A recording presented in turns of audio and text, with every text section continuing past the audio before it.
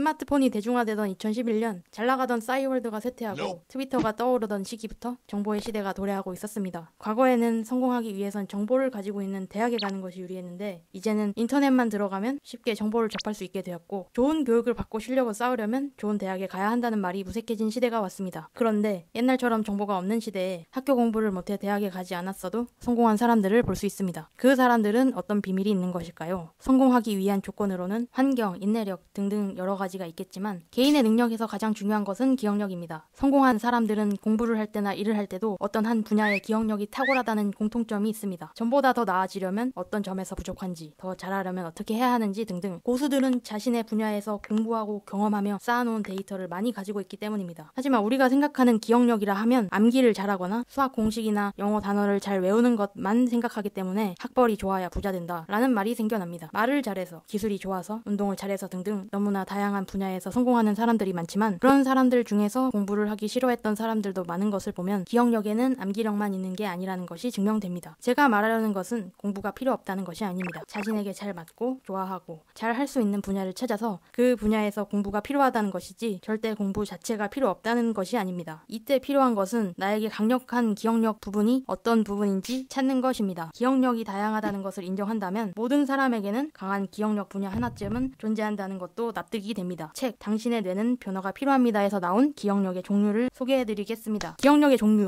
종류는 크게 두 가지로 나뉩니다. 서술기억과 비서술기억. 이해를 돕기 위해 서술기억은 암기력, 비서술기억은 직관력으로 부르겠습니다. 첫 번째 서술기억, 암기력입니다. 암기력은 의미기억과 일화기억 두 가지로 나뉩니다. 의미기억은 사실을 기억하는 능력입니다. 나라의 수도나 축구선수 이름같이 원래 있는 사실을 기억하는 능력입니다. 학교 공부에서 암기를 정말 잘하는 사람이 의미기억에 탁월한 능력을 가지고 있습니다.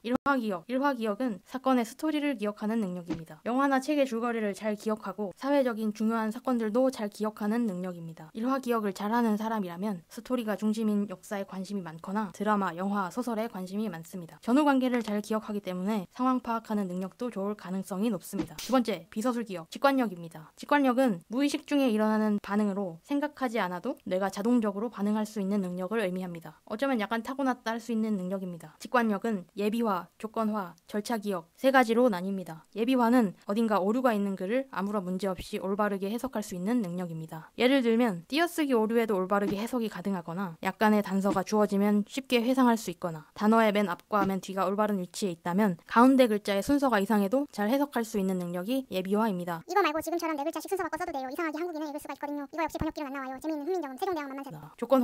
조건화는 외부의 자극에 의해 반응하는 능력입니다. 예를 들면 뱀이 나타나면 무섭다는 감정이 생기거나 과거에 공에 맞은 경험이 있을 때 예전 경험으로 인해 공을 피하도록 반응합니다. 절차기억은 자동적인 행동 패턴을 기억하는 능력입니다. 예를 들면 배고플 때 무의식적으로 냉장고를 열거나 라디오를 들으면서 자동으로 운전을 할 수 있는 능력입니다. 우리가 자주 하는 습관이 만들어내는 기억이죠. 이런 절차기억 능력이 좋으면 올바른 동작을 자연스럽게 해내야 하는 스포츠를 잘하거나 몸을 써서 할 수 있는 생산적인 일을 잘할 가능성이 높습니다. 우리는 서술기억, 암기력에만 높은 가치를 두지만 비서술기억, 직관력에도 가치를 둔다면 잘할 수 있는 능력을 찾는데 더욱더 넓은 가능성이 열릴 것입니다. 내가 어떤 기억에 탁월한지를 잘 알고 그에 맞는 분야를 찾아서 갈고 닦은 사람들이 성공을 하는 것을 많이 볼 수 있습니다. 여러분도 스스로의 기억력이 어떤 부분에 강한지 내 능력이 잘 발휘되는 일을 잘 찾아낸다면 학교, 학벌에 상관없이 좋아하는 일로 성공해서 부자가 될 수 있을 것입니다. 끝! 감사합니다.